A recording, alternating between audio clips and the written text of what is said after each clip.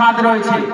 এই মাদ্রাসা ফায়জানে কালিমের যে ছাদটা আছে, এই ছাদের উপরে আমাকে যেতে হবে, আপনাকে যেতে হবে। ছাদের উপরে চড়তে গেলে ব্রাদার আপনাকে সিঁড়ির দরকার। যতক্ষণ পর্যন্ত সিঁড়ি থাকবে না আপনি ছাদের উপরে চড়তে পারবে না। তো ছাদের উপরে চড়ার জন্য শর্তই হচ্ছে সিঁড়ি। অনুরূপ ভাবে আল্লাহ পাকের দরবারে আল্লাহর কাছে পৌঁছতে গেলে আগে নবী পাকের দরবারে পৌঁছতে হবে। নবী পাকের দরবারে পৌঁছতে গেলে আউলিয়ায়ে কেরামের দরবারে পৌঁছতে হবে।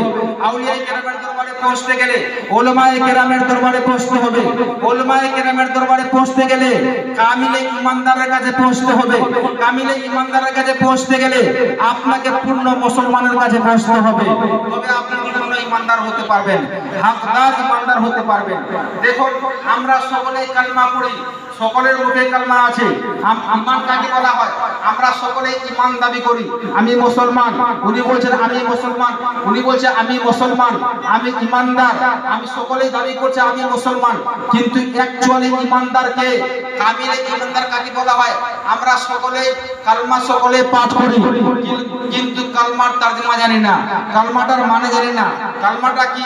এখানে এই কালমাটার মধ্যে আপনার ঈমান কি জিনিস, কাকে ঈমানদার বলা হয়, সমস্ত জিনিসগুলো এই কালমার মধ্যে ভরা আছে। কি ভরা আছে? আপনাদের সকলের মনে আছে আমানতু বিল্লাহি ওয়া মালাইকাতিহি ওয়া কুতুবিহি ওয়া রাসূলিহি ওয়াল ইয়াউমিল আখিরি ওয়াল কদরি। এই যে কালমাটি আপনি পড়ছেন এর অর্থটা কি? আপনি কেমন